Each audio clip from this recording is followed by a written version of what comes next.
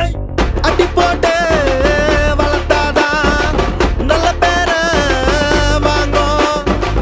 அடிக்காம வளர்த்தாக்கா அது கைய வாங்கும். அடிய போட்டாதான் அடி பட்டை இல்ல அனைத்துமே நடக்கும். அதை குட்டிய போட்டானா குட்டி கடை இல்ல அடி தட்டி நடக்கும். நம்ம நடைய கட்டுனா நடக்கவே கூடாதது எல்லாமே நடக்கும். நம்ம தொடைய தட்டுனா அந்த ஒரு அத்தாரிட்டி வந்து தடுக்கும். அடி போட்டு வளர்த்தாதான் நல்ல பேர வாங்கும்.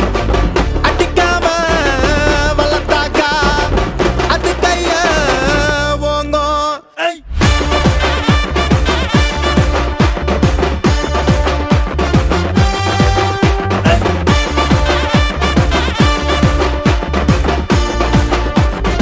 ஒன்ன சத்து சத்துன்னு அடிய போட்டு விட்டுருவேன்.